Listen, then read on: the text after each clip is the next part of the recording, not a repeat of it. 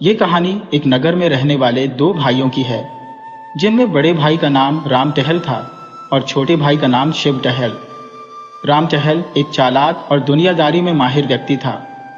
वह लोगों को ब्याज पर धन उधार देता, जिससे उसकी संपत्ति में लगातार वृद्धि हो रही थी। वहीं दूसरी ओर उसका छोटा भाई शिव टहल एक साधु भक्त, धर्मपरायण और परोपकारी व्यक्ति था, जिसके द्वार पर हमेशा कोई न कोई अतिथि आया रहता। शिव टहल का धन लगातार घटता जा रहा था।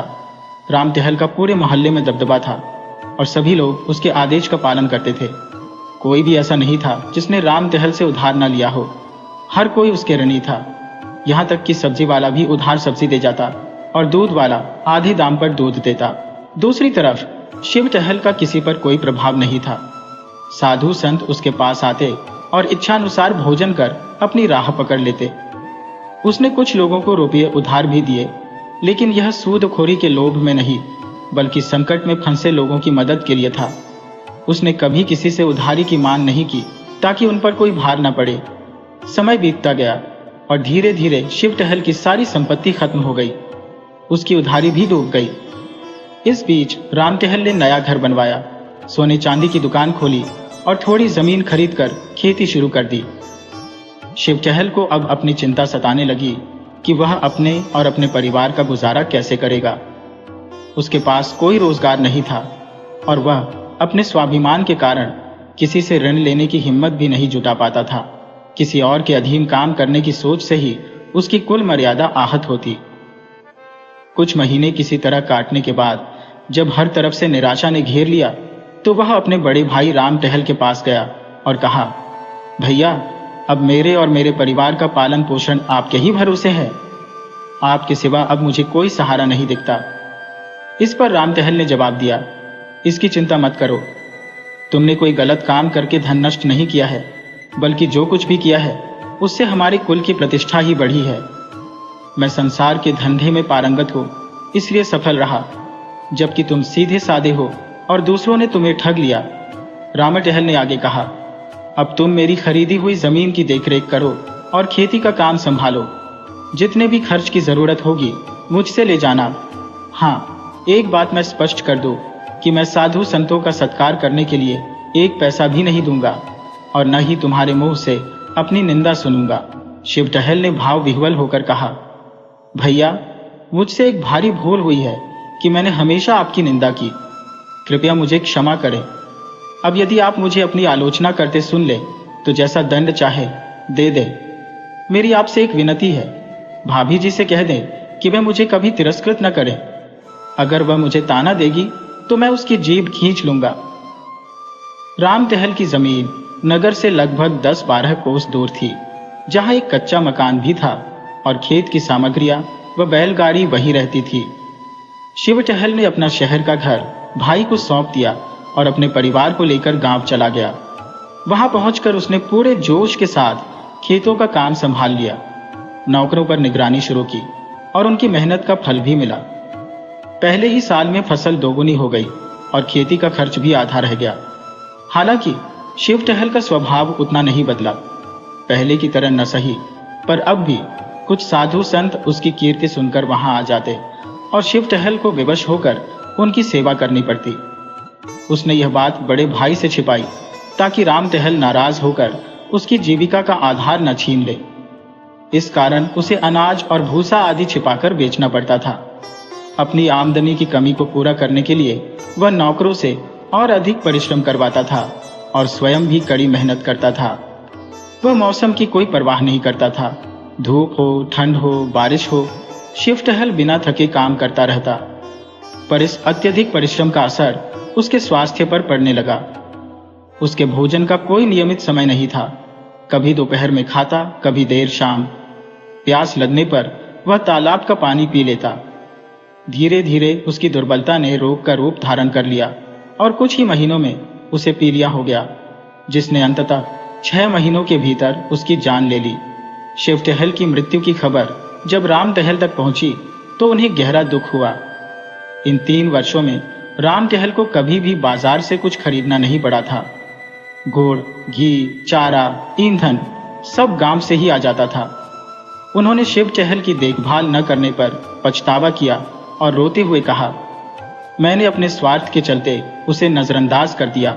अगर मुझे पता होता कि यह बीमारी इतनी घातक होगी तो मैं उसकी दवा दारू जरूर कराता। शायद भगवान की यही मर्जी थी।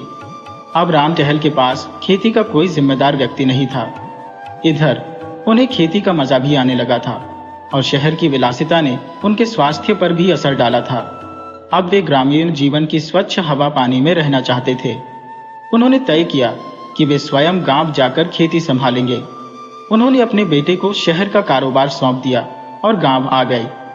गांव में उनका ज्यादातर समय गायों की देखभाल में बीतने लगा। उनके पास यमुना पारी नस्ल की एक खास गाय थी जिसे उन्होंने कई साल पहले बड़े प्रेम से खरीदा था। वह बहुत दूध देती थी और इतनी सीधी थी कि कोई बच्चा भी उसकी सींग पकड़ लेता तो वह कुछ नहीं कहती थी। इन दिनों वह गर्भवती थी और राम टहल उसे बहुत स्नेह करते थे।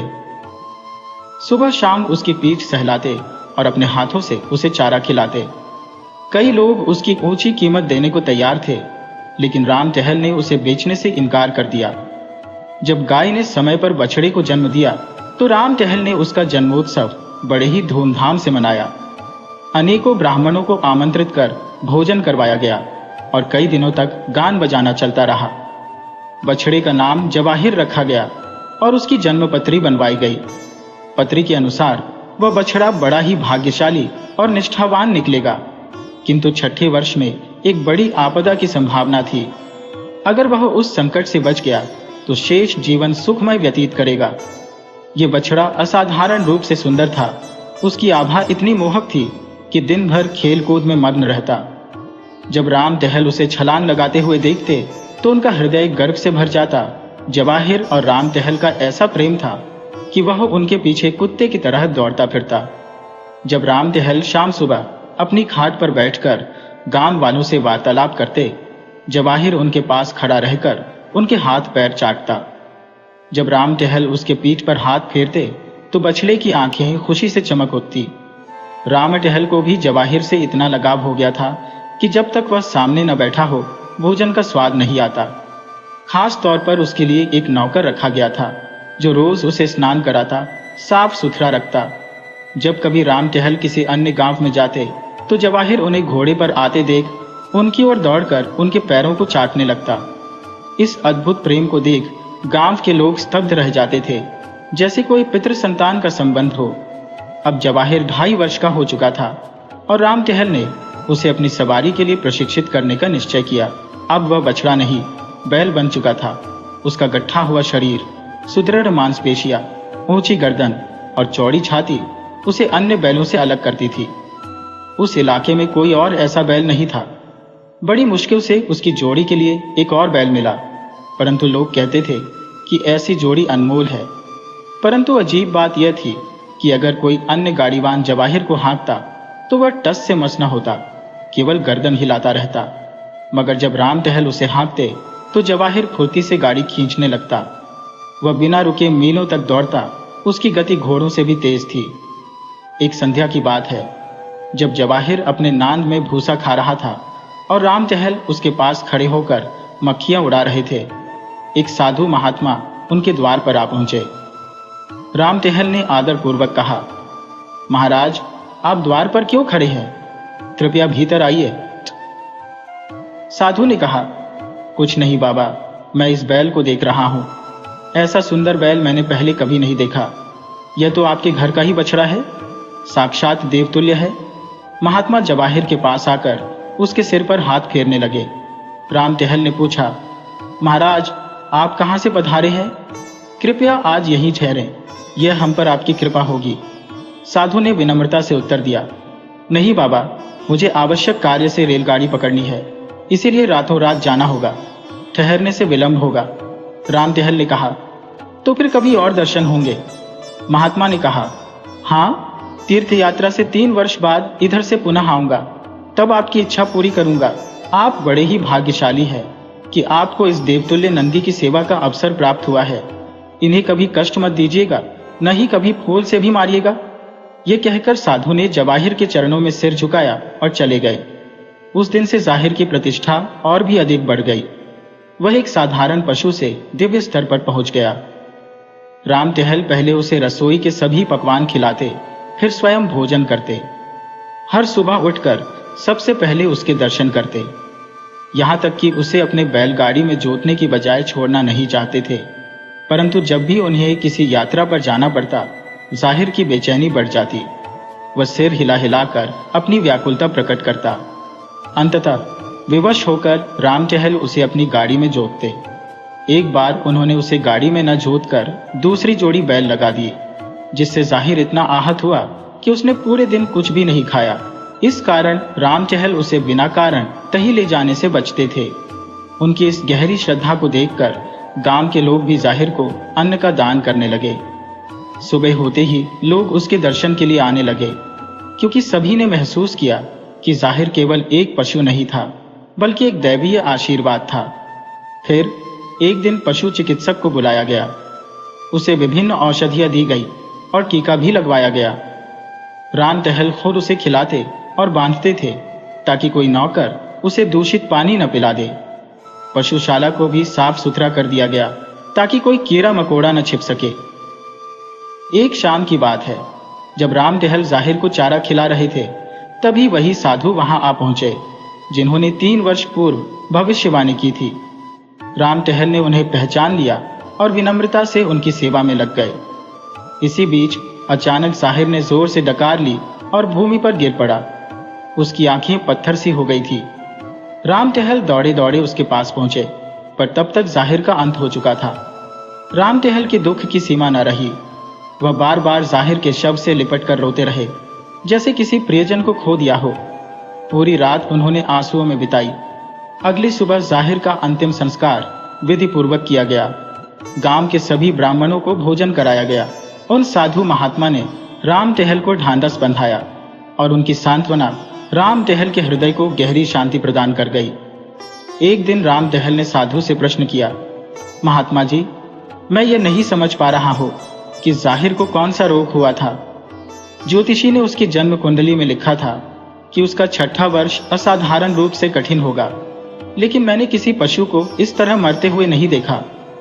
आप तो योगी हैं, कृपया इस रहस्य को उजागर करें। साधु ने उत्तर दिया, हाँ, मुझे कुछ हद तक समझ में आता है, परंतु मैं भी सुसंगत तरीके से नहीं समझा सकता। साधु महाराज ने कहा, यह जीव पिछले जन्म में अत्यंत साधु, भक्त और परोपकारी था। उसने अपनी सारी संपत्ति धर्म कार्यों में व्यय कर दी। आपके संबंधियों में से कोई सज्जन था, परंतु महाराज, मेरे छोटे भाई शिव टहल ने आपको धोखा दिया। उसने आपके धन का उपयोग साधु संतों की सेवा में किया, जबकि आपने उसे विशेष कार्य सौंपा था। मैंने उस पर संदेह नहीं किया था, क्योंकि वह सरल और सज्जन स्वभाव का व्यक्ति था, लेकिन उसने विश्वासघात किया। उसने अपनी स्वार्थ सिद्धि के लिए ऐसा किया, अतिथि सत्कार के लिए भी सही, परंतु यह विश्वासघात था। संभव है कि उसकी आत्मा धर्म मार्ग से विचलित हो गई हो। इस प्राणी को स्वर्ग में स्थान देने का निर्णय लिया गया, लेकिन उसे विश्वासघात का प्रायश्चित भी आवश्यक था। उसे आपके यहाँ पशु के रूप में जन्म देना तय किया गया, ताकि उसके द्वारा हराया गया धन पुनः प्राप्त हो सके। ये तय किया गया कि 6 वर्षों में उसकी आत्मा शुद्ध हो जाएगी और निर्वाण को प्राप्त होगी। महात्मा जी ने अगले दिन विदा ली, लेकिन राम टहल के जीवन में एक बड़ा परिवर्तन आया। उसके चित्त की वृत्ति बदल गई थी। दया और विवेक से उसका हृदय परिपूर्ण हो गया। वह सोचने लगे कि जब ऐसे धर्मात्मा प्राणी को जरा सा विश्वासघात के लिए इतना कठोर दंड मिला, तो मुझ जैसे पापी की स्थिति क्या होगी। यह विचार उनके मन से कभी नहीं गया। इस घटना के बाद राम टहल का जीवन पूरी तरह बदल गया। अब वह दूसरों की सहायता करने लगे, अतिथियों का स्वागत करते और दीन दुखियों की सेवा करते।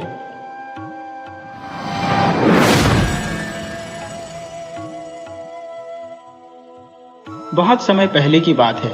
एक राजा था जो न्याय के प्रतीक के रूप में जाना जाता था। उसकी प्रजा खुशहाल और संतुष्ट थी, क्योंकि राजा और रानी दोनों उनकी भलाई का गहन ध्यान रखते थे। राज्य विशाल था और किसी भी प्रकार की कोई कमी नहीं थी, लेकिन राजा के हृदय को एक गहरी चिंता घेरे रहती थी। उसकी कोई संतान नहीं थी। यही चिंता उसे दिन रात परेशान करती थी, और हर पावन अवसर पर राजा रानी गरीबों को भोजन कराते, वस्त्र दान करते, फिर भी उनका यह दुख कम न होता। इस जीवन के उद्वेग में एक दिन राजा शिकार के लिए जंगल निकल पड़ा।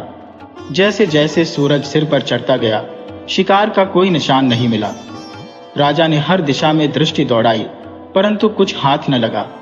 अचानक उसका घोड़ा अपनी रफ्तार बढ़ाकर तेजी से दौड़ने लगा, मानो हवा से बातें कर रहा हो, और राजा के साथ आए सैनिक पीछे छूट गए। घोड़ा उसे घने भयावह जंगल में ले गया। राजा उस जंगल में भटक गया और प्यास से उसका गला सूखने लगा। वह घने वृक्षों के बीच से रास्ता खोजने का प्रयास करने लगा, लेकिन असफल रहा। थक हारकर राजा एक आम के पेड़ के नीचे बैठ गया और छांव में उसकी आंख लग गई। गहरी नींद में उसने एक अद्भुत सपना देखा।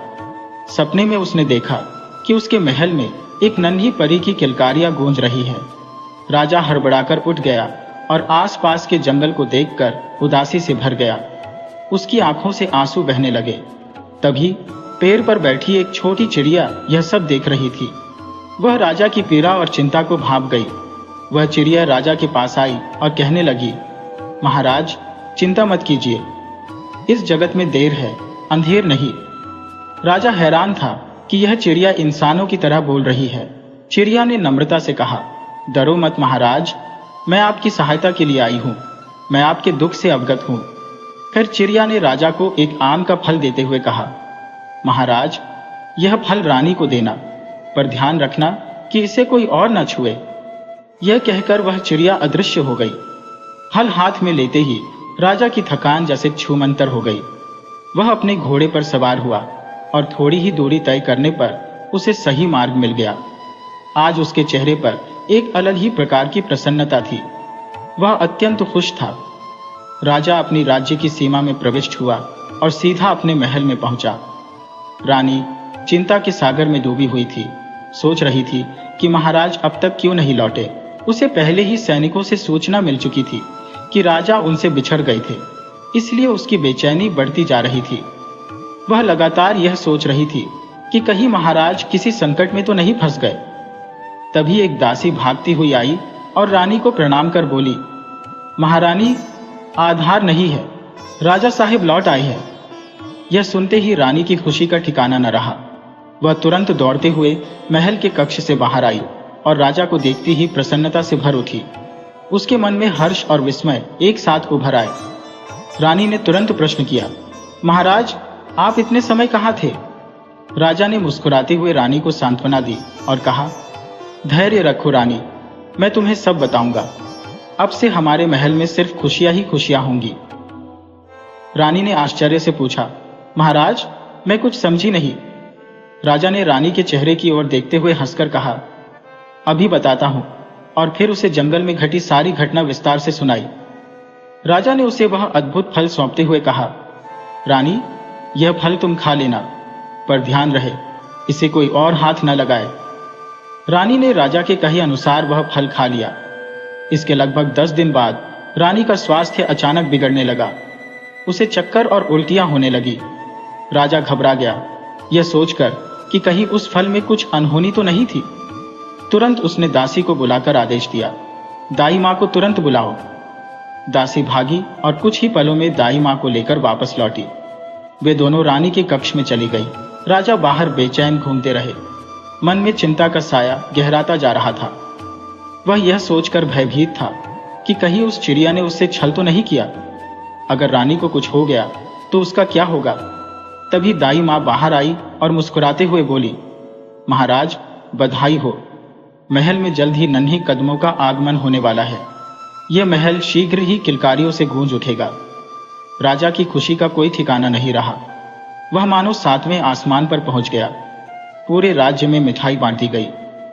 इस आनंद के अवसर पर राजा ने विशेष भोज का आयोजन किया, जिसमें सभी दास दासियों को भोजन कराया गया, गरीबों को अन्न, वस्त्र और धन का दान दिया गया और ब्राह्मणों को विशेष रूप से भोजन कराया गया। राजा इतना खुश पहले कभी नहीं हुआ था, यहाँ तक कि राज्य जीतने पर भी नहीं। लेकिन उसके हृदय में एक ही बात की कसक थी, वह नन्ही सी चिड़िया यहाँ होती तो राजा उसकी हर इच्छा पूरी करता और तहे दिल से उसका आभार प्रकट करता। राजा और रानी अब अत्यधिक सावधानी बरत रहे थे। खासकर रानी की सुरक्षा को लेकर। रानी के भोजन की भी विशेष व्यवस्था थी। महामंत्री के निरीक्षण में भोजन तैयार होता और रानी को परोसने से पहले राजा स्वयं उसे जांचता। जैसे जैसे समय बीत रहा था, दोनों का इंतजार लंबा और कठिन हो रहा था। रानी के गर्भ का 7वां महीना था जब उसने पहली बार शिशु की हलचल महसूस की। इस घटना से वह अत्यंत खुश थी। राजा और रानी प्रतिदिन चर्चा करते कि अगर पुत्र हुआ तो उसका नाम क्या रखा जाए, और यदि पुत्री हुई तो उसका क्या नाम रखा जाए। राजा घंटों रानी के पास बैठा रहता और शिशु की हलचल महसूस करता। इसी तरह समय का प्रवाह निरंतर चलता रहा। आज भोर का समय था और राजा अपने कक्ष में विश्राम कर रहा था जब उसने अचानक रानी की कराह सुनकर सन्नाटा टूटता पाया। एक दासी दौड़ती हुई आई और घबराई आवाज में बोली, महाराज, रानी को असहनीय पीड़ा हो रही है, वे अत्यधिक व्याकुल है। राजा ने तुरंत आदेश दिया, तुरंत जाकर दाइमा को बुलाओ। राजा की चाल तेज हो गई और वह तेजी से रानी के कक्ष की ओर बढ़ गया। दासी कुछ ही पलों में दाइमा को लेकर वहां पहुंची।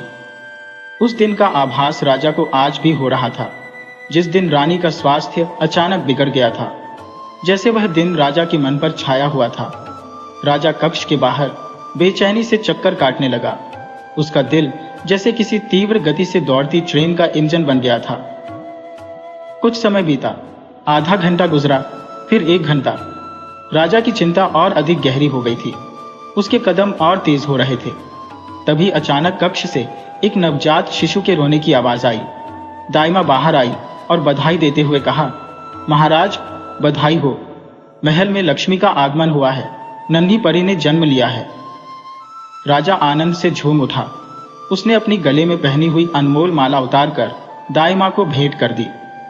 वर्षों के इंतजार के बाद मानो भगवान ने राजा और रानी की मनोकामना पूर्ण कर दी थी। राजा का हृदय संतोष से भर गया। राजा खुशी खुशी रानी के कक्ष में गया और रानी को बधाई दी। उसने अपनी नवजात राजकुमारी को हाथों में उठाया और उसके माथे को चूमते हुए बोला, आम्रपाली, यही है मेरी राजकुमारी का नाम। जैसे उसकी नवजात पुत्री हूर के पंखों से बनी हो। उसकी छोटी छोटी आंखों में अद्भुत चमक थी, मानो वह संसार को अपने नन्हे हाथों से आकर्षित कर रही हो। राजकुमारी की मासूमियत ने सभी का दिल जीत लिया था। उस समय महल की खिड़की पर बैठी छोटी चिड़िया यह दृश्य बड़े ध्यान से देख रही थी और राजा को खुश होते देख वह भी हर्षित हो गई। इस राजकुमारी का नाम आम्रपाली इसलिए रखा गया था क्योंकि आम के फल के कारण रानी गर्व महसूस कर रही थी। चिड़िया अब रोज खिड़की से राजकुमारी को देखा करती थी। समय के साथ चिड़िया और राजकुमारी में गहरी मित्रता हो गई। हर दिन चिड़िया राजकुमारी को एक राजकुमार की कहानी सुनाती और धीरे धीरे राजकुमारी उसी अज्ञात राजकुमार के प्रति आकर्षित होने लगी। उस कहानी के बिना वह चैन नहीं पाती थी। उसे हर रोज सुनने की इच्छा होती थी। राजकुमारी अब उस अनजाने राजकुमार की कल्पना में खोने लगी थी। उसके सपनों और विचारों में वह राजकुमार बसा हुआ था। उसकी तड़प दिन ब दिन बढ़ती जा रही थी। वह अपनी गहरी भावनाएं छोटी चिड़िया से बांटती, परंतु राजकुमार से अपने प्रेम की बात वह उसे भी नहीं बता पाई।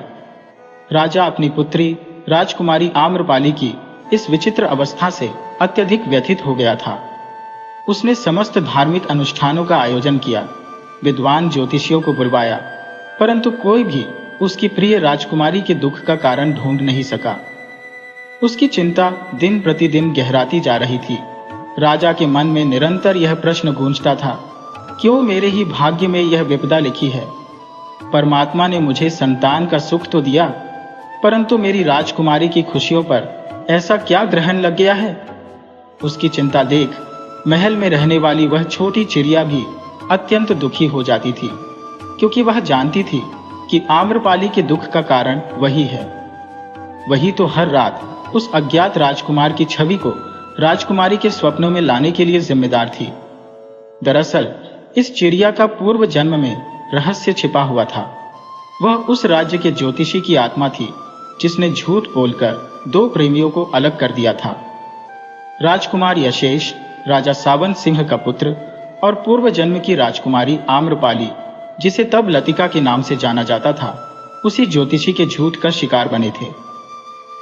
लतिका सेनापति दिलीप साहब की पुत्री अपनी अनुपम सुंदरता, निष्ठा और काले रेशमी बालों के लिए पूरे राज्य में विख्यात थी।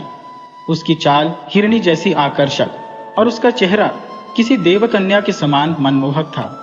वह अपने पिता के साथ महल में रहती थी और अपने युद्ध कौशल में भी अत्यंत दक्ष थी। राजकुमार यशेष को लतिका के प्रति स्नेह होने में देर नहीं लगी। उसके हृदय ने उसे अपनी किस्मत मान लिया था। दूसरी ओर लतिका भी राजकुमार के प्रति समर्पित हो गई थी। वह मन ही मन उसे अपना पति मान चुकी थी और उसकी आराधना करती रहती थी, परंतु उनके बीच सामाजिक भेद की दीवार खड़ी थी। लतिका राजघराने की नहीं थी, जिससे उनके विवाह की संभावना दूर होती जा रही थी। एक दिन राजा सावंत सिंह ने राजकुमार यशेष के लिए राजकुमारी मोहिनी का रिश्ता तय कर दिया, परंतु यशेष ने साफ इनकार कर दिया, क्योंकि उसने अपने और लतिका के प्रेम का सत्य अपने पिता के समक्ष रख दिया था। यह सुनकर राजा ने क्रोध से ठान लिया कि वह किसी भी स्थिति में इस रिश्ते को मंजूरी नहीं देगा, क्योंकि सेनापति की बेटी को राजकुमार की पत्नी के रूप में स्वीकारना उसकी प्रतिष्ठा के विरुद्ध था।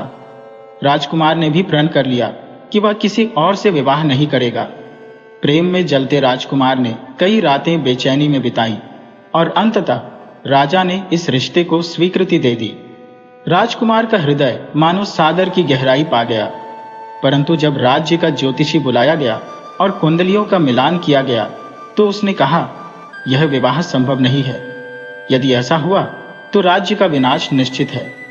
लतिका की कुंडली में काल दोष है और यदि उसका विवाह यशेष से हुआ तो राज्य पर प्रलय का संकट छा जाएगा। मां भवानी का कोप इस राज्य को अंधकार में डुबो देगा। राजकुमार यशेष थोड़े घबराए हुए बोले, ये क्या कह रहे हो पंडित जी? कुंडलियों को देखो, अपनी मन की कहानियां मत सुनाओ। ज्योतिषी ने गंभीर होकर जवाब दिया, क्षमा करें राजकुमार, पर यह मैं नहीं कह रहा। कुंडलियां बोल रही है और मैं उन्हें झुठला नहीं सकता। राजा अंदर ही अंदर खुश था, लेकिन दिखावे के लिए बोला, पंडित जी एक बात फिर से देख लीजिए। ज्योतिषी ने कुंडलियों पर दोबारा नजर डाली, थोड़ी देर देखने का नाटक किया और फिर बोला, महाराज माफ करें, लेकिन यह रिश्ता संभव नहीं है। राजकुमार के लिए यह सुनना जैसे जीवन का अंत था। वह निराश होकर अपने कक्ष की ओर चला गया। राजा और ज्योतिषी उठकर खड़े हुए। राजा ने ज्योतिषी को दक्षिणा दी और धन्यवाद कहा, परंतु ज्योतिषी के मन में एक अजीब सी उदासी थी। वह सोच रहा था, मैं तो रिश्ते जोड़ने के लिए जाना जाता हूँ, आज मैंने क्या किया? लेकिन उसके पास कोई और विकल्प नहीं था। राजा का आदेश था और वह आदेश न मानने पर उसे दंडित कर सकता था। राजा बेहद खुश था। वह राजकुमार के कक्ष में गया और उसके पास बैठते हुए उसके कंधे पर हाथ रखा। बेटा, भाग्य में लिखा कोई नहीं बदल सकता। रोते हुए राजकुमार बोला, पिताजी, अगर किस्मत ने हमें अलग ही करना था तो फिर हमें मिलाया ही क्यों? राजा ने थोड़ी सख्ती से कहा, अगर तुम लतिका से विवाह करना चाहते हो तो ठीक है, राज्य को नष्ट होने दो, प्रजा को बर्बाद होने दो, लेकिन इतिहास ये कहेगा कि एक राजकुमार ने अपने प्रेम के लिए प्रजा को अंधकार में धकेल दिया।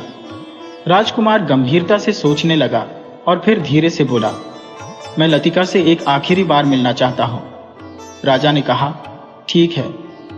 अगले दिन राजकुमार अपने घोड़े पर सवार होकर लतिका से मिलने के लिए निकल पड़ा। लतिका, जो अब अपने घर में रह रही थी, राजकुमार को देखकर बेहद खुश हुई, परंतु उसने तुरंत देखा कि आज राजकुमार के चेहरे का तेज गायब था। उसकी सूजी हुई आंखें इस बात की गवाही दे रही थी कि उसने पूरी रात नींद नहीं ली थी।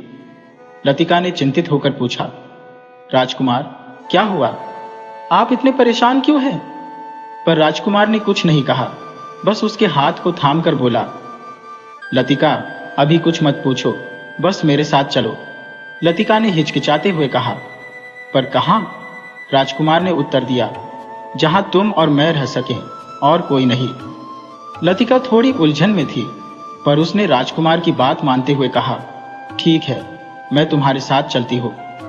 लतिका और राजकुमार धीरे धीरे नदी के किनारे चले जा रहे थे। घोड़े से उतरकर उन्होंने चुपचाप किनारे पर बैठने का फैसला किया।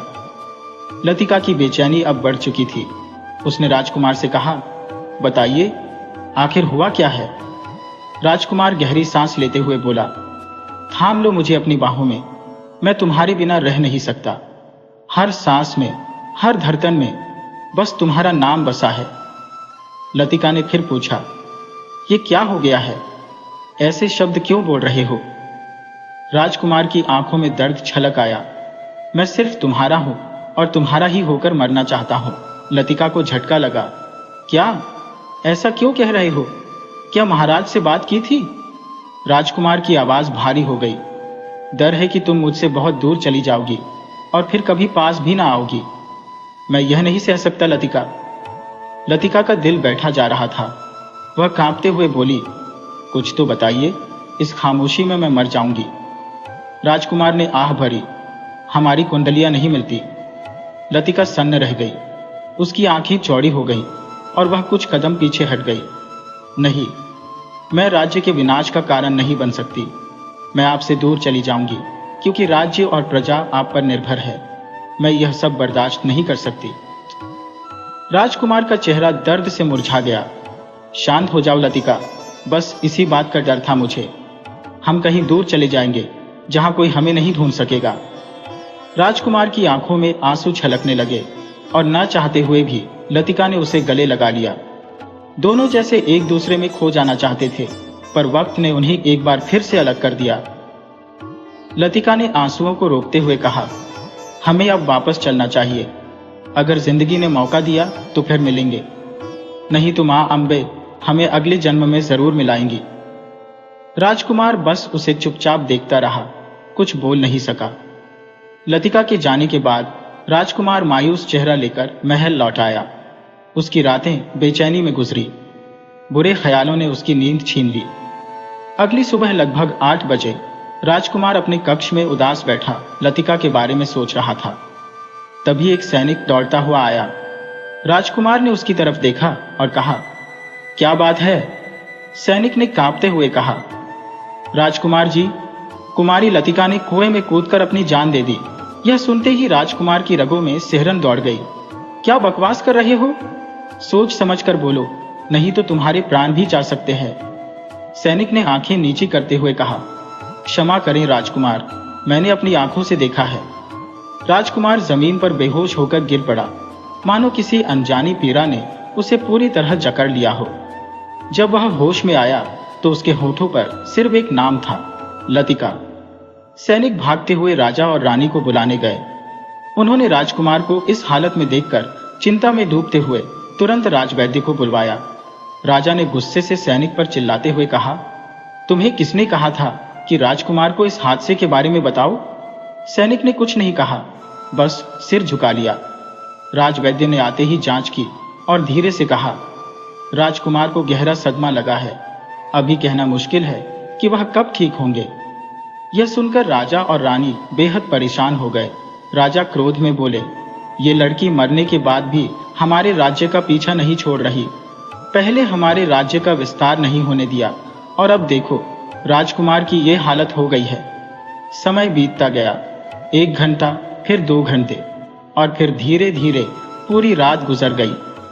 अगली सुबह जब राजा और रानी राजकुमार के कक्ष में पहुंचे तो देखा कि वह होश में आ चुका था, लेकिन उसकी जुबां पर सिर्फ लतिका का नाम था।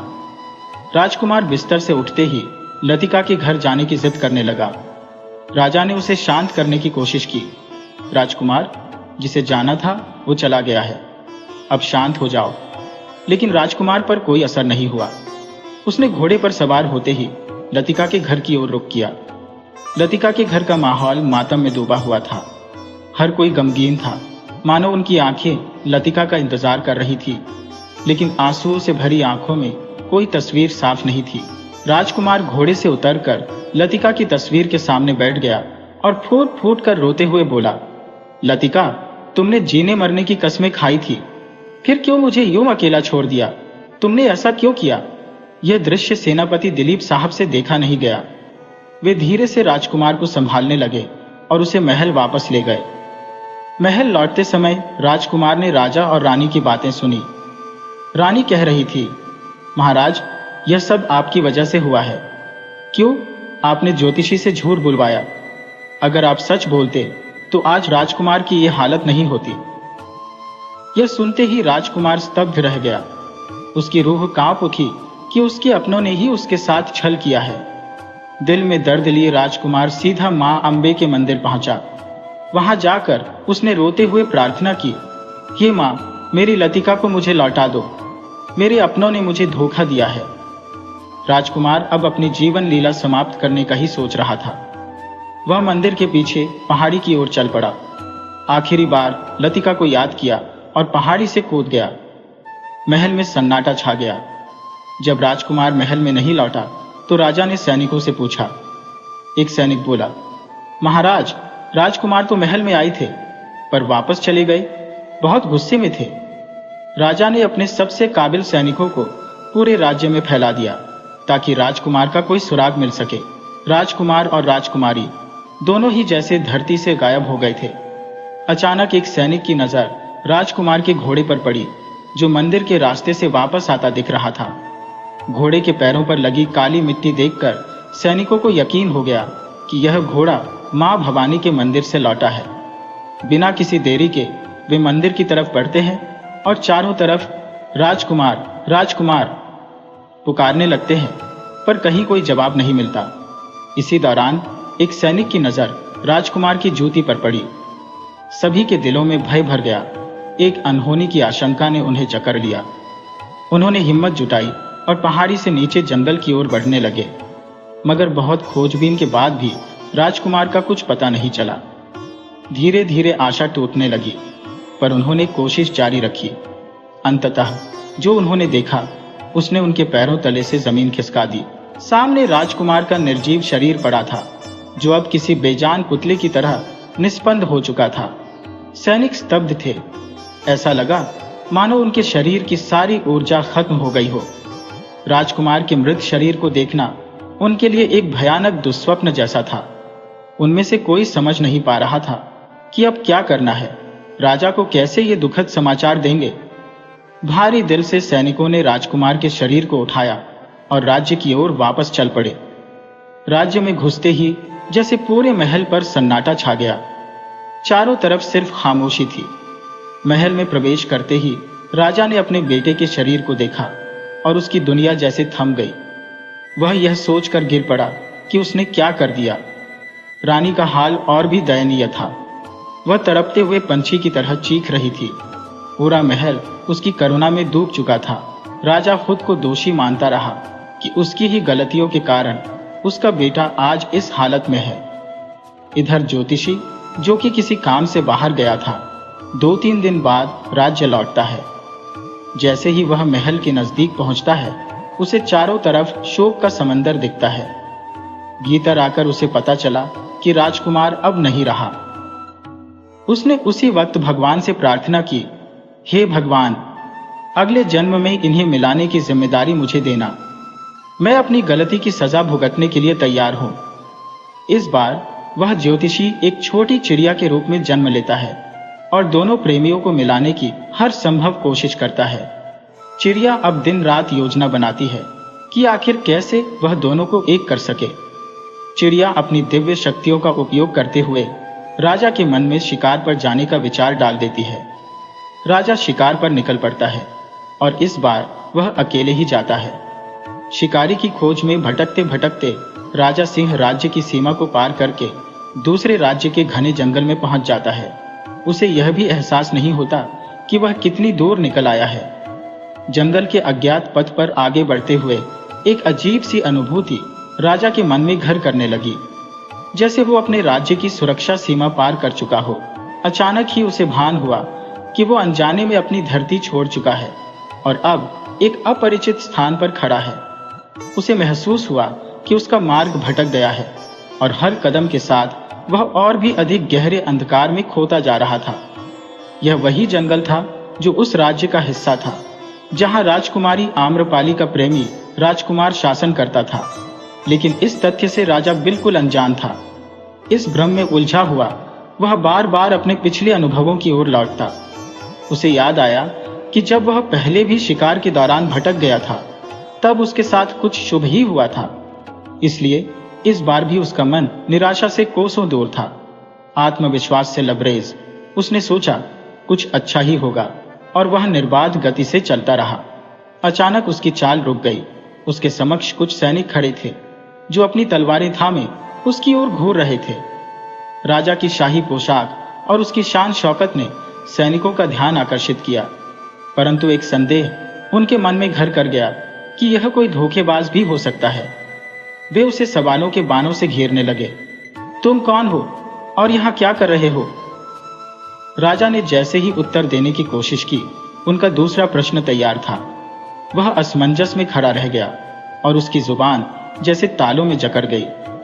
सैनिकों की सतर्कता से प्रभावित राजा ने सोचा कि चलो इस भटके हुए जंगल से बाहर निकलने का रास्ता मिल गया। वह चुपचाप उनके साथ चल दिया। सैनिकों ने राजा को अपने राजा के महल में ले जाकर उनके सामने पेश किया। वहां का राजा की शाही वेशभूषा को देखकर आश्चर्यचकित हो गया, लेकिन इससे पहले कि वह कोई सवाल कर पाता, राजा ने अपना गुप्त कोड प्रकट किया, जिससे उसे यह आभास हुआ कि यह कोई साधारण व्यक्ति नहीं बल्कि स्वयं एक और राजा है। उसने अपने सैनिकों को तुरंत आदेश दिया, इनके बंधन खोलो और उनसे माफी मांगो। सैनिक तुरंत अपनी भूल स्वीकारने लगे और झुककर माफी मांगने लगे। फिर दोनों राजाओं ने एक दूसरे से संवाद शुरू किया। वहां के राजा ने विनम्रता से कहा, हे महाराज, आप हमारे अतिथि हैं। कृपया कुछ दिन हमारे राज्य में रहकर यहाँ की समृद्धि का अनुभव करें। पहले तो राजा ने मना किया, परंतु उसके बार बार आग्रह करने पर वह मान गया और अपने महल को संदेश भेजा कि वह कुछ दिनों के लिए वहां रुकेगा। अगले दिन से राजकुमार ने राजा को राज्य की विभिन्न जगहों पर घुमाना शुरू किया। हर स्थान के इतिहास और महिमा का वर्णन करते हुए वह राजा को हर बार कुछ नया सिखा जाता। राजा उस राजकुमार से अत्यधिक प्रभावित हुआ और उसे अपनी राजकुमारी के लिए योग्य वर के रूप में देखना शुरू कर दिया। जब विदाई का समय आया, तब राजा इस संबंध की बात उठाने में असमर्थ रहा, परंतु जाते जाते उसने कहा, मैं राजकुमार अभिभूत को अपने साथ ले जाना चाहता हूं। वहां के राजा ने इसे सहर्ष स्वीकार किया। दोनों राजाओं ने एक दूसरे को धन्यवाद दिया और फिर राजा अपने राज्य की ओर प्रस्थान कर गया, साथ में नई स्मृतियां और भविष्य की उम्मीदें लेकर। रात गिराई थी जब राजा अपने महल पहुंचा और तब तक राजकुमारी आम्रपाली गहरी निद्रा में लीन हो चुकी थी। उसे इस बात की बिल्कुल खबर नहीं थी कि महल में राजा के साथ एक अन्य आगंतुक भी आया है। जब अगली सुबह आम्रपाली जागी तो उसने अपनी परिचारिका दर्शी से पूछा, पिताजी आ गए क्या? दर्शी ने मुस्कुराते हुए कहा, हाँ राजकुमारी, और साथ में एक सुंदर राजकुमार भी पधारे हैं। राजकुमार? यह सुनते ही आम्रपाली का हृदय एक क्षण को ठहर सा गया। उसके मन में सवाल उमड़ने लगे, कहीं पिताजी मेरा विवाह तय करने के लिए तो नहीं लाए किसी और को? उसकी आंखों में चिंता की छाया साफ झलकने लगी। यह कैसे हो सकता है? मैं तो किसी और से विवाह नहीं कर सकती। लेकिन उसे क्या पता था कि यही वही राजकुमार था जिसे वह अपने स्वप्नों में देखा करती थी। राजकुमारी शीघ्रता से उठी और सीधे राजा के कक्ष की ओर चल पड़ी। राजा ने जब अपनी पुत्री को देखा तो उसका चेहरा खुशी से खिल उठा। उसने कहा, कैसी है मेरी प्यारी राजकुमारी? आम्रपाली ने जवाब दिया, हम ठीक हैं, परंतु आप इतने दिन कहाँ थे? राजा हंसते हुए बोला, मैंने तो संदेश भेजा था। राजकुमारी भी हंसी और उनके साथ राजा भी ठहाका लगाने लगा। फिर राजा ने गंभीर स्वर में कहा, रुको, देखो तो हम किसे लाए हैं। आम्रपाली मन ही मन सोचने लगी, पिताजी न जाने किस अनजान व्यक्ति को उठा लाए हैं। तभी राजा ने कहा, राजकुमार, अभिभूत, यह रहे अभिभूत। आम्रपाली का हृदय धड़कने लगा। उसकी जुबान से अनायास ही निकल गया, यह सुनते ही राजा और राजकुमार दोनों के मन में अनगिनत प्रश्न जाग उठे। आम्रपाली की इस प्रतिक्रिया ने उसे असमंजस में डाल दिया। राजा ने तुरंत पूछा, राजकुमारी, तुम राजकुमार अभिभूत को कैसे जानती हो? आम्रपाली के पास कोई उत्तर नहीं था। थोड़ी देर चुप रहने के बाद उसने कहा, पिताजी, वो। राजा ने फिर से पूछा, बताओ, तुम इन्हें कैसे जानती हो? आम्रपाली ने सोचा कि अब क्या कहा जाए और फिर एक बहाना बनाते हुए बोली, मेरी सहेली मधुमती, वो इन्हें जानती है। एक बार पहले हम मिले थे। राजा ने अभिभूत की ओर देखा और पूछा, आप पहले मिल चुके हैं? अभिभूत, जो इस अचानक प्रश्न से अचंभित था, सोचने लगा, मैं तो किसी मधुमती को नहीं जानता, लेकिन हालात को संभालने के लिए उसे झूठ बोलना पड़ा। जी महाराज, हम पहले मिल चुके हैं। यह सुनते ही राजा ने प्रसन्नता से कहा, अरे यह तो अच्छा हुआ, क्योंकि आम्रपाली को अनजान लोग पसंद नहीं आते।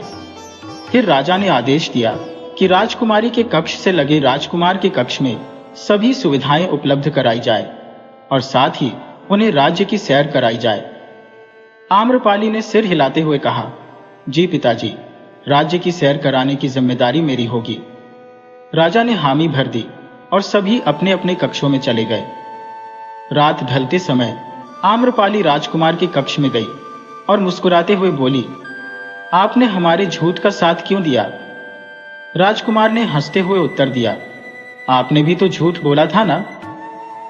आम्रपाली ने उसकी बात काटते हुए कहा, हाँ, परंतु आपने हमारे झूठ का समर्थन क्यों किया? राजकुमार ने हंसते हुए कहा, मैं तो बस यही सोच रहा था कि कहीं आप मुझे किसी मुसीबत में न फंसा दें।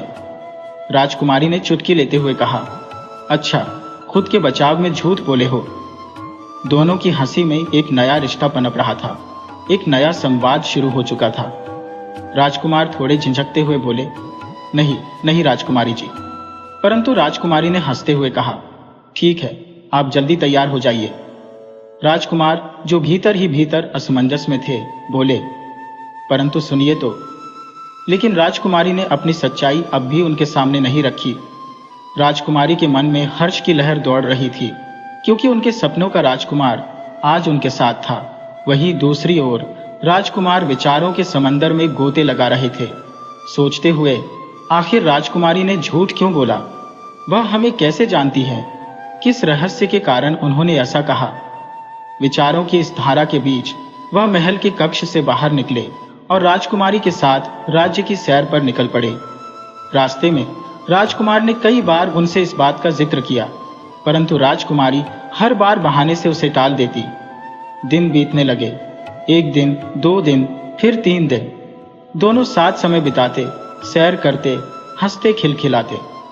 धीरे धीरे दोनों का साथ एक मिठास में घुलने लगा। राजकुमारी तो पहले ही प्रेम की गहराइयों में डूब चुकी थी, लेकिन राजकुमार अभिभूत अभी उस मोहक समंदर के किनारे ही खड़े थे। राजकुमार को आम्रपाली की मासूमियत, उनकी प्यारी मुस्कान ने मोहित कर दिया था। अब ऐसा हो चला था कि न तो राजकुमारी बिना अभिभूत के रह पाती और न ही अभिभूत बिना राजकुमारी को देखे चैन पाते। प्रेम की नर्म लहरें दोनों के दिलों में हलचल मचाने लगी। राजा भी देख रहे थे कि आम्रपाली में अब कुछ बदल रहा है, और इसका कारण सिर्फ एक ही था, राजकुमार अभिभूत। 10 दिन बीत चुके थे और राजकुमार के प्रस्थान का समय आ गया था। दोनों के मन में उदासी की काली परछाई छा गई। उन्हें एक दूसरे के बिना कुछ भी अच्छा नहीं लग रहा था। राजकुमार ने राजकुमारी से आखिरी बार पूछा, अब तो बताइए राजकुमारी जी, आपने झूठ क्यों कहा? राजकुमारी ने धीरे से कहा, आप विश्वास नहीं करेंगे हमारा। राजकुमार ने कहा, बताइए तो सही। राजकुमारी ने अपने जन्म से लेकर सपनों की पूरी कहानी बयां कर दी। राजकुमार आश्चर्य से उन्हें निहारते रहे, मानो उनकी बातों पर यकीन न हो। राजकुमारी ने कहा, मुझे पता है आप यकीन नहीं करेंगे। लेकिन राजकुमार ने धीरे से कहा, ऐसा नहीं है राजकुमारी। राजकुमारी ने प्रत्युत्तर में पूछा, तो फिर कैसा है? राजकुमार ने गंभीरता से कहा, हमें आप पर पूरा विश्वास है। और फिर वह चुपचाप अपने कक्ष की ओर बढ़ गए। राजकुमारी इस व्यवहार से बेहद आहत हुई। उनके मन की आशाएं बिखर गईं। राजकुमार मुझ पर भरोसा नहीं करते, उन्होंने मन ही मन कहा, और शायद कभी मेरे नहीं हो पाएंगे। वह पूरी रात इसी उधेड़बुन में पड़ी रही। सुबह हुई और राजकुमार के जाने का समय आ गया। राजकुमारी आशा भरी नजरों से राजकुमार की ओर देख रही थी, लेकिन उन्होंने कुछ नहीं कहा। क्या यह दूरी अब कभी खत्म होगी? राजकुमार ने ऐसा बर्ताव क्यों किया? राजकुमारी के सपनों की बात सुनने के बाद से ही वह अलग क्यों हो गए थे? आखिरकार राजकुमार अपने राज्य की ओर प्रस्थान कर गए, लेकिन उनके मस्तिष्क में अब भी एक ही प्रश्न घुमड़ रहा था। यह कैसे संभव है कि किसी ने बिना देखे सपनों में उसे देख लिया हो? राजकुमार धीरे धीरे अपनी सीमाओं में प्रवेश कर गया। लेकिन उसके मन में कोई अजीब सी उदासी छाई हुई थी। वह नदी किनारे चलता जा रहा था, वही नदी जहां आखिरी बार उसने और राजकुमारी ने एक साथ समय बिताया था। आज उस नदी के किनारे उसे कुछ असामान्य महसूस हुआ। जहां पहले उसे एक अद्भुत सुख की अनुभूति होती थी, आज उसे बेचैनी क्यों हो रही थी? क्या वास्तव में राजकुमारी के कहे हुए सपने सच थे? इन उलझनों के साथ वह महल की ओर बढ़ गया। महल पहुंचकर उसने न राजा से कोई बात की, न रानी से, और सीधा अपने कक्ष में चला गया। राजा रानी यह देखकर चिंतित हो उठे। राजा बोले, शायद वह थक कर आया है, इसलिए कक्ष में चला गया। चिंता न करो, शाम तक सब ठीक हो जाएगा। लेकिन शाम ढलने के बाद भी राजकुमार किसी से कुछ नहीं बोला। उसका मन अब भी अतीत की यादों में उलझा हुआ था। वह हर क्षण राजकुमारी के साथ बिताए पलों को याद करता जा रहा था। तभी एक दासी ने आकर कहा, राजकुमार, महाराज ने आपको रात्रि के भोजन के लिए बुलाया है। राजकुमार उठकर भोजन के लिए चला गया। भोजन के समय राजा ने हंसते हुए पूछा, कैसा लगा तुम्हें उनका राज्य? अभिभूत। राजकुमार ने संक्षिप्त में कहा, सब कुछ बहुत अच्छा था। राजा ने गंभीर होकर पूछा, तो फिर तुम इतने उदास क्यों हो? क्या वहां कुछ हुआ? राजकुमार ने धीमी आवाज में उत्तर दिया, नहीं, कुछ नहीं हुआ, बस थोड़ी थकान है। राजा ने कहा, थकान? तुम एक राजपूत हो, इतनी आसानी से थक कैसे सकते हो? इस पर रानी ने बीच में बात काटते हुए कहा, महाराज, आप भी आते ही ऐसे सवाल जवाब क्यों करने लगते हैं? पहले खाना तो खाइए। सब हंसने लगे, परंतु राजकुमार की उदासी ज्यों की त्यों बनी रही। भोजन के बाद सब अपने अपने कक्ष में चले गए।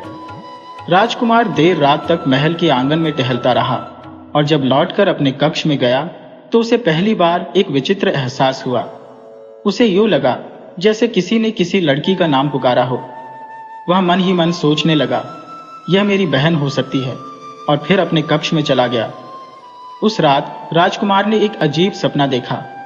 उसने देखा कि चारों ओर लोग रो रहे थे और सामने एक सफेद चादर में लिपटा हुआ शव रखा था।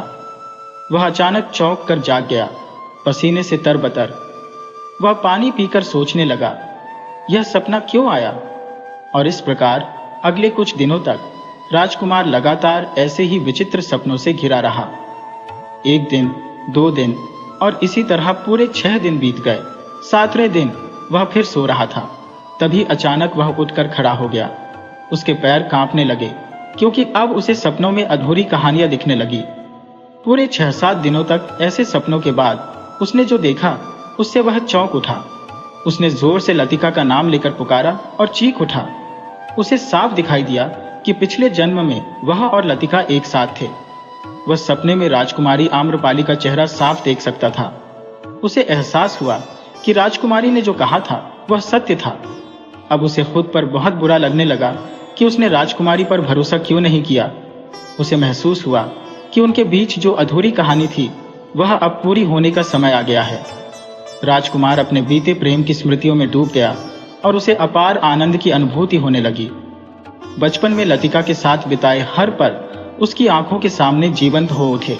वे खेलकूद के वो पल जब वह उसे शस्त्र विद्या सिखाता था, या जब वे नदी किनारे घंटों बैठकर जीवन की बातें किया करते थे, सब स्मृतियां एक एक कर सामने आ गईं।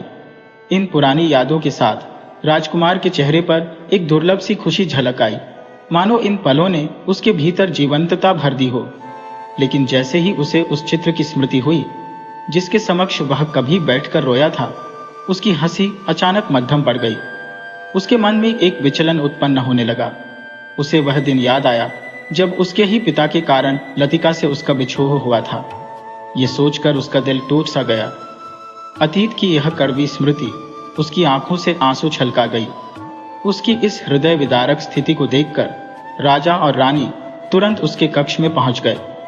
उसे रोते देख वे स्तब्ध रह गए। राजा बोले, क्या हुआ? सब ठीक तो है ना?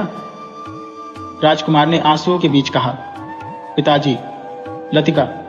राजा ने चौंकते हुए पूछा, कौन लतिका? राजकुमार ने उत्तर दिया, जो अपने राज्य में रहती थी, लतिका। राजा और रानी दोनों एक साथ बोले, कौन लतिका? फिर रानी ने कहा, राजकुमार, आपको क्या हुआ है? होश में आइए और बताइए क्या बात है। राजकुमार थोड़ी देर के लिए चुप हो गया, फिर बुझे स्वर में बोला, पिताजी, आप फिर से हमें अलग कर देंगे, है ना? राजा ने सख्त स्वर में कहा, ये तुम क्या कह रहे हो?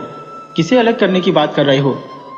रानी ने उसे थोड़ा आराम करने का आग्रह किया, लेकिन राजकुमार बार बार उसी बात को दोहराते हुए रोता रहा।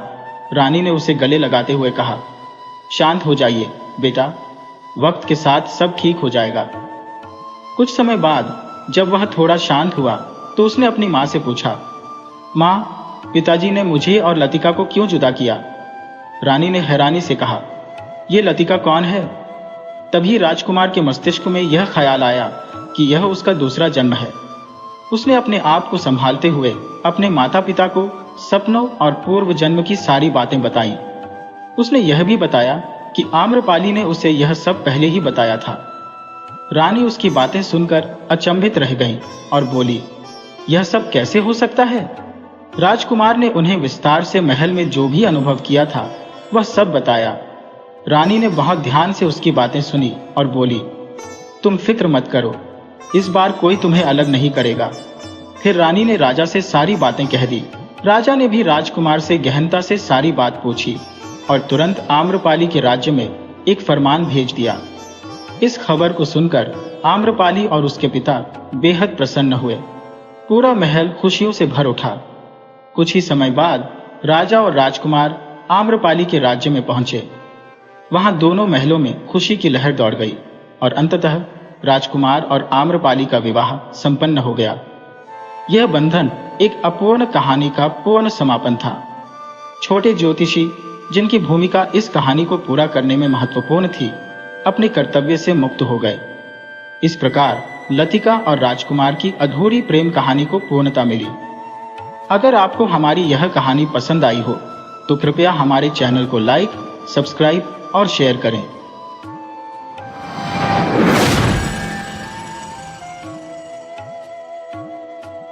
किसी बस्ती में 4 सच्चे मित्र रहते थे। इनमें से एक राजकुमार था, एक मंत्री का बेटा, एक साहूकार का बेटा और चौथा एक किसान का बेटा। उनकी दोस्ती इतनी प्रगाढ़ थी कि एक दूसरे को देखे बगैर उन्हें चैन नहीं आता था। बचपन से लेकर जवानी तक उनके सारे दिन एक साथ ही बीतते थे, चाहे वो खाने पीने की बात हो या खेल कूद की। उनकी दोस्ती की मिसाल लोग पूरे नगर में दिया करते थे, पर किसान को अपने बेटे की अमीर दोस्तों से दोस्ती देखकर चिंता होती थी। वह अक्सर अपने बेटे से कहता, बेटा, तुम्हारे साथी बड़े घरों के हैं, राजकुमार, मंत्री का बेटा और साहूकार का बेटा। हम तो गरीब किसान हैं। ऐसे बड़े घरों के लोगों के साथ उठना बैठना तुम्हारे लिए ठीक नहीं है। एक दिन ये लोग जरूर तुम्हारा साथ छोड़ देंगे। किसान अपने बेटे को बार बार अमीर दोस्तों से दूर होने की सलाह देता, लेकिन उसका बेटा यह बात मानने को तैयार नहीं था। आखिरकार एक दिन पिता पुत्र के बीच इस मुद्दे पर गर्मागर्म बहस हो गई। किसान का बेटा गुस्से में आकर बोला, अगर आपको मेरी दोस्ती पसंद नहीं है तो मैं आपका घर छोड़ दूंगा। और उसने अपने पिता का घर छोड़ने का फैसला कर लिया। अपने दोस्तों को अलविदा कहने से पहले वह उनके पास गया और सारी बात बताई। चूंकि चारों मित्र दल से जुड़े थे, उन्होंने फैसला किया कि अगर किसान का बेटा घर छोड़ रहा है तो वे भी साथ जाएंगे। इस तरह चारों मित्र गांव छोड़कर निकल पड़े। वे चलते चलते एक घने जंगल में पहुंच गए। जब सूरज ढल चुका था और चारों तरफ घना अंधेरा था। जंगल का सन्नाटा और अंधेरा देखकर वे थोड़े घबरा गए, लेकिन तभी किसान के बेटे को एक पेड़ के नीचे जुगनुओं की रोशनी दिखाई दी। उसने अपने तीनों दोस्तों को वहां बुलाया और सब पेड़ के नीचे बैठ गए। सारा दिन चलने के बाद वे बुरी तरह थक चुके थे और भूख से बेहाल थे। किसान का बेटा बहुत दुखी था कि उसकी वजह से उसके दोस्तों ने भी अपना घर छोड़ दिया था और अब वह उनके लिए कुछ नहीं कर पा रहा था। भूख की तड़प सभी को महसूस हो रही थी। किसान का बेटा अपने दोस्तों से बोला, दोस्तों, तुम लोग वापस अपने अपने घर लौट जाओ। मेरी वजह से तुम ये कष्ट क्यों झेल रहे हो? लेकिन उसके दोस्तों ने उसकी बात मानने से इनकार कर दिया। वे बोले, दोस्ती की है तो निभाएंगे भी साथ साथ। बचपन से लेकर आज तक हम साथ रहे हैं और आगे भी रहेंगे। थकान से चूर तीनों दोस्त जल्दी ही सो गए, लेकिन किसान का बेटा जागता रहा। उसे नींद नहीं आ रही थी। मन में दुख और पश्चाताप था। वह भगवान से मन ही मन प्रार्थना करने लगा, हे भगवान, मेरी मदद करो, मुझे और मेरे दोस्तों को इस मुसीबत से बाहर निकालो। उसकी प्रार्थना सुनकर भगवान प्रकट हुए और उससे पूछा, तू क्या चाहता है? हीरे जवाहरात, सोना या चांदी? किसान का बेटा बोला, नहीं भगवान, मुझे हीरे जवाहरात या सोने चांदी की कोई जरूरत नहीं है। मैं तो सिर्फ अपने दोस्तों के लिए खाना मांगता हूँ। मेरे साथी भूखे प्यासे हैं और इन्होंने मेरे कारण अपना घर छोड़ दिया है। बस मेरे दोस्तों की भूख मिटा दो। भगवान उसके विनम्र और निस्वार्थ भाव से प्रसन्न हुए और उसके मित्रों के लिए भोजन का प्रबंध कर दिया। किसान के बेटे को अपने दोस्तों का दुख देखा नहीं जा रहा था। तब भगवान बोले, पुत्र, मैं तुम्हें एक ऐसा रहस्य बताता हूं जिससे न केवल तुम्हारी भूख मिटेगी बल्कि तुम्हारा जीवन भी बदल जाएगा। उस आम के पेड़ को देखो, उस पर 4 आम लगे हैं। एक आम पूरी तरह पका हुआ है, दूसरा उससे थोड़ा कम, तीसरा और भी कम और चौथा बिल्कुल कच्चा है। इन आमों में से जो पहला आम खाएगा वह राजा बनेगा, दूसरा आम खाने वाला मंत्री बनेगा, तीसरे आम का सेवन करने वाले के मुंह से हीरे निकलेंगे और जो चौथा आम खाएगा वह जेल जाएगा। इतना कहकर भगवान अंतर्ध्यान हो गए। किसान का बेटा पेड़ के पास गया और 4 आम तोड़ लिए। उसने कच्चा आम खुद खा लिया और बाकी 3 आम अपने दोस्तों के लिए रख दिए। सुबह जब उसके तीनों दोस्त जागे तो उसने उन्हें एक एक आम दे दिया। मंत्री के बेटे ने पहला आम खाया, साहूकार के बेटे ने दूसरा और राजकुमार ने तीसरा आम खाया। इसके बाद वे अपनी यात्रा पर आगे बढ़ गए। दोपहर होते होते उन्हें प्यास लग गई। वे एक नदी के पास रुके और राजकुमार ने पानी से कुल्ला किया। जैसे ही उसने कुल्ला किया, उसके मुंह से 3 हीरे निकले। यह देखकर राजकुमार अचंभित रह गया। उसने हीरों को अपनी जेब में छुपा लिया और फिर अपनी यात्रा जारी रखी। चलते चलते वे चारों एक नगर की सीमा पर पहुंच गए। रात हो चुकी थी तो वे एक पेड़ के नीचे सो गए। अगले दिन जब वे जागे तो भूख से सबका हाल बेहाल था। तब राजकुमार ने एक हीरा निकालकर मंत्री के बेटे को दिया और कहा, मित्र, इस हीरे को किसी जौहरी के पास ले जाओ और इसे बेच दो। जो पैसे मिलेंगे उनसे हम आराम से कुछ दिन गुजार सकेंगे। मंत्री का बेटा हीरा लेकर बाजार गया। रास्ते में उसने देखा कि लोग बड़ी संख्या में इकट्ठा हुए हैं। उसने एक व्यक्ति से पूछा, यहाँ लोग क्यों जमा हुए हैं? उस व्यक्ति ने बताया, यहाँ के राजा की मृत्यु हो गई है और वह निसंतान थे, इसलिए नया राजा चुनने के लिए एक हाथी को फूलों की माला के साथ छोड़ा गया है। जिस भी व्यक्ति को वह माला पहनाएगा वही नया राजा बनेगा। मंत्री का बेटा यह सुनकर हैरान रह गया। उसका आश्चर्य और बढ़ गया जब हाथी ने आकर उसके गले में माला डाल दी और उसे प्रणाम किया। नगरवासियों ने उसे राजा बना दिया और उसका राज तिलक कर दिया। यह सब उस आम के प्रभाव से हुआ जो उसने खाया था। वह अपने नए राजा के दायित्वों में इतना खो गया कि अपने दोस्तों को भूल गया। कुछ दिन बीत गए और जब मंत्री का बेटा नहीं लौटा तो राजकुमार ने फिर एक हीरा निकाला और साहूकार के बेटे से कहा, मित्र, इसे बेचकर कुछ धन जुटाओ। साहूकार का बेटा बाजार पहुंचा और देखा कि वहां भीड़ लगी है। उसने कारण पूछा तो बताया गया कि एक हाथी फूलों की माला लेकर निकला है और जिसे भी वह माला पहनाएगा वह इस नगर का मंत्री बनेगा। हाथी ने साहूकार के बेटे को माला पहनाई और वह मंत्री बन गया। यह भी उस आम का ही प्रताप था जो उसने खाया था। प्रताप की वजह से विराज इतना व्यस्त हो गया कि उसने अपने दोस्तों को भुला दिया। उधर राजकुमार और किसान का बेटा जो मित्र थे उसकी प्रतीक्षा करते करते थक गए। जब वह नहीं आया तो राजकुमार ने तीसरा हीरा निकाला और किसान के बेटे से कहा, मित्र, अब ये आखिरी हीरा बचा है, इसे बेचकर तू जल्दी लौटा। किसान का बेटा हीरा लेकर जौहरी की दुकान पर गया और पूछा, इसकी क्या कीमत दोगे? जौहरी ने पुराने कपड़े पहने एक गरीब लड़की को देखा जो वहां मौजूद थी। उसे देखकर जौहरी को शक हुआ कि इतनी कीमती चीज इस गरीब लड़के के पास कहां से आई होगी। उसने तुरंत नगर के सिपाहियों को बुला लिया। सिपाही आए और किसान के बेटे को पकड़कर जेल में डाल दिया। यह सब उसके द्वारा कच्चे आम खाने के कारण हुआ था। इधर राजकुमार इंतजार करता रहा, लेकिन किसान का बेटा भी वापस नहीं आया। अब वह चिंतित हो गया और सोचने लगा, मेरा कोई भी मित्र शहर से लौटकर क्यों नहीं आ रहा। वह खुद उस नगर में नहीं गया और दूसरी दिशा में चल पड़ा। चलते चलते राजकुमार एक गांव पहुंचा, जहां उसे एक किसान मिला जो खेत से लौट रहा था। किसान ने राजकुमार को देखकर दया दिखाई और उसे अपने घर ले गया। किसान बेहद गरीब था, लेकिन उसने राजकुमार के सत्कार में कोई कसर नहीं छोड़ी। जो कुछ भी वीरान खाना उसके पास था, उसने वही राजकुमार को खिलाया। राजकुमार ने खाकर अपनी भूख शांत की।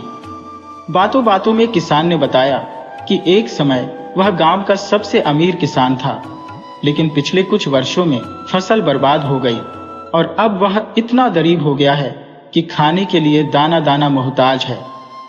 राजकुमार को किसान पर बड़ी दया आई। वह रात किसान के घर ठहरा। सुबह जब उसने मुंह धोया तो फिर से उसके मुंह से 3 हीरे निकले। यह देखकर वह भी हैरान था। उसने सारे हीरे किसान को दे दिए। किसान फिर से धनवान हो गया और राजकुमार को अपना बेटा मान लिया, क्योंकि उसका खुद का कोई बेटा नहीं था। अब किसान फिर से दान पुण्य करने लगा। किसान के घर में काम करने वाली एक नौकरानी थी। उसे पता चल गया कि राजकुमार के मुंह से हीरे निकलते हैं और यही कारण है कि किसान फिर से अमीर हो गया। नौकरानी ने इस बात का खुलासा गांव की एक वेश्या से किया। वेश्या ने राजकुमार को पाने की ठान ली ताकि वह हमेशा धनवान बनी रहे। वेश्या एक साधारण गांव की महिला का रूप धारण कर किसान के घर आई और बोली, यह लड़का मेरा बेटा है जो बहुत पहले खो गया था। इसे मेरे साथ भेज दो, इसके बिना मैं जी नहीं सकती। किसान ने अपनी दयालुता में राजकुमार को उसके साथ भेज दिया। वेश्या राजकुमार को अपने घर ले गई और उसे खूब शराब पिलाई ताकि उसे उल्टी हो और हीरे निकल आए, लेकिन ऐसा कुछ नहीं हुआ। जब हीरे नहीं निकले तो वेश्या ने राजकुमार को बहुत पीटा और उसे किसान के घर के पीछे फेंक दिया। राजकुमार काफी देर तक बेहोश पड़ा रहा। जब उसे होश आया तो वह किसान के घर नहीं गया। उसने शरीर पर राख मल ली और सन्यासी बनकर जंगल की ओर चला गया। चलते चलते उसे जमीन पर एक सुनहरी रस्सी पड़ी दिखाई दी। जैसे ही उसने उसे उठाया, वह रस्सी अचानक एक सुनहरे रंग के तोते में बदल गई। राजकुमार यह देखकर हैरान रह गया। तभी आकाश से एक आवाज आई, राजकुमार, एक राजकुमारी तुम्हारा इंतजार कर रही है। वह इस सुनहरे तोते से शादी करना चाहती है। तोता बने राजकुमार ने तुरंत उड़ान भरी और राजकुमारी के महल तक पहुंच गया। राजकुमारी बाग में बैठी उस सुनहरे तोते का बेसब्री से इंतजार कर रही थी। वो दिन ब दिन कमजोर होती जा रही थी। न उसे खाने का होश था, न पीने का। राजा अपनी बेटी की इस हालत को देखकर बहुत चिंतित था। जैसे ही राजकुमारी ने सुनहरे तोते को देखा, उसकी खुशी का ठिकाना नहीं रहा। वो नाचने लगी और कहने लगी, मेरी प्रतीक्षा पूरी हो गई। मैं इस सुनहरे तोते से शादी करूंगी और इसे अपना पति बनाऊंगी। यह बात जब राजा के कानों तक पहुंची तो वो बहुत दुखी हुआ, लेकिन बेटी की जिद के आगे मजबूर होकर उसने इस शादी की इजाजत दे दी। सुनहरे तोते ने जैसे ही फेरे लिए, वह अपने असली रूप में यानी राजकुमार बन गया। इस चमत्कार को देख राजा और राजकुमारी दोनों बेहद खुश हुए। राजा ने अपने आधे राज्य का शासन राजकुमार को सौंप दिया। अब वह राजकुमार एक बड़ा राजा बन गया। राजकुमार बनने के बाद वह अपने पुराने किसान मित्र से मिलने गया। वहां जाकर उसे पता चला कि किसान अब भी गरीबी में ही जी रहा था। राजकुमार ने उसे बहुत सारा धन दिया, जिससे किसान फिर से अमीर हो गया। समय बीतने लगा, लेकिन राजकुमार हर दिन अपने पुराने मित्रों को याद करता और उदास होता। उसे अपने किसी भी मित्र की कोई खबर नहीं मिल रही थी। एक दिन पड़ोसी राज्य के राजा ने उसके राज्य पर हमला करने की योजना बनाई, लेकिन युद्ध की बजाय वह राजा संधि का प्रस्ताव लेकर राजकुमार के दरबार में आया। जैसे ही वह राजा दरबार में पहुंचा, राजकुमार ने उसे पहचान लिया। वह कोई और नहीं, उसका बचपन का मित्र था, जो मंत्री का पुत्र था। जो राजा बन चुका था, वह अपने मित्र मंत्री से मिलकर बेहद प्रसन्न हुआ। दोनों ने आपस में अपने अपने अनुभव साझा किए। मंत्री के पुत्र ने बताया कि उनका तीसरा मित्र साहूकार का बेटा इसी राज्य का मंत्री है, लेकिन चौथे मित्र किसान के बेटे का कोई अता पता नहीं था। राजा और मंत्री दोनों मिलकर किसान के बेटे को खोजने लगे, पर उसका कोई सुराग नहीं मिला। एक दिन साहूकार के पुत्र को राज्य के कुछ कैदियों को माफी देने का कार्य सौंपा गया। वह उन कैदियों में से एक किसान के बेटे को देखते ही पहचान गया और तुरंत उसे गले से लगा लिया। किसान के बेटे ने अपनी सारी आपबीती और आम के पेड़ से जुड़ी कहानी सुनाई। उसने बताया कि क्यों वह कारावास भोगने पर मजबूर हुआ। यह सुनकर साहूकार का बेटा बहुत दुखी हुआ, लेकिन जो हो चुका था उसे बदला नहीं जा सकता था। उसने किसान के बेटे को बाकी मित्रों से मिलवाया और फिर चारों दोस्त एक साथ हो गए। अब उन्होंने गांव लौटने का फैसला किया। उन्होंने अपनी सारी संपत्ति एकत्र की और उसे 4 बराबर हिस्सों में बांट लिया। फिर वे अपने गांव की ओर चल पड़े। अपने माता पिता से मिलने के बाद उनके माता पिता अपने बच्चों को पाकर बेहद खुश हुए।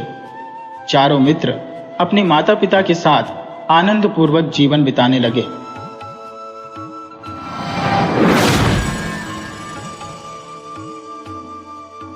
वीडियो अच्छी लगे हो तो इसे लाइक करें और ऐसी ही मज़ेदार कहानियों के लिए चैनल को सब्सक्राइब करें और बेल आइकन दबाएं। ज़्यादा से ज़्यादा अपने दोस्तों को शेयर करें। धन्यवाद।